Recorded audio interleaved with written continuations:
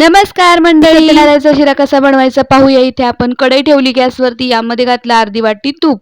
इथे आपण अर्धी वाटी तूप घातलेलं आहे. आता याच कढईमध्ये इथे आपण 1 वाटी रवा घालायचा आहे. ज्या वाटीनं आपण तूप मोजून घेतलं त्याच वाटीने इथे मी रवा मोजून घेतलेला आहे.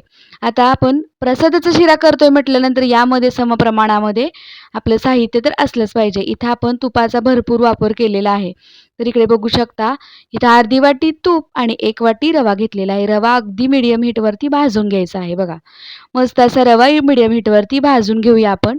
हे बघा, अगदी गुलाबीसर होईपर्यंत रवा भाजून घ्यायचा. मस्त.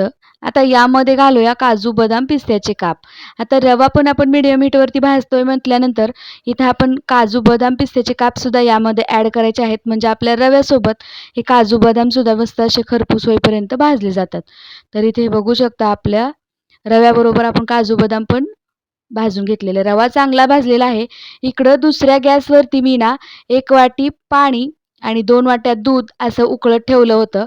तर हे उकळलेलं जे पाणी आहे, हे उकळलेलं दूध आपण या रव्यामध्ये मिक्स करून घ्यायचं आहे. तर इथे आपण जराही चिकट न होता अगदी प्रसादाचा शिरा कसा बनवावा तेच पाहतोय.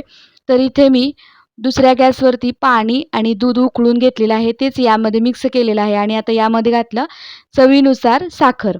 साखर इथं आपण चवीनुसार घालायची. साखर घालून यामध्ये मस्त असं मिक्स करून घेऊया. बघा, आपला शिरा अजिबात चिकट होत नाही. या पद्धतीने जर तुम्ही प्रसादाचा शिरा बनवला तर शिरा अजिबात चिकट होत नाही. बघा, बघू शकता, मस्त असा मोकळा इथं शिरा तयार झालेला आहे.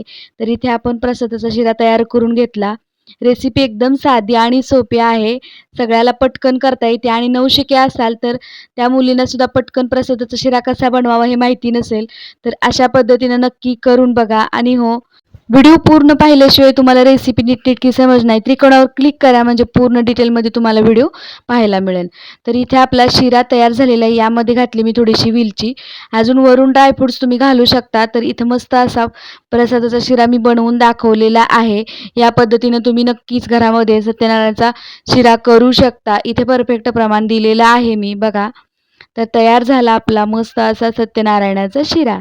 रेसिपी आवडली असेल तर चॅनेलला लाईक, शेअर आणि सबस्क्राईब करायला विसरू नका. तयार झाला भन्नाट असा प्रसादाचा शिरा. चला मंडळी, पुन्हा भेटूया अशाच एका छानशा रेसिपीसोबत. तोपर्यंत मस्त खा, मजेत राहा आणि चॅनेलला सबस्क्राईब करा.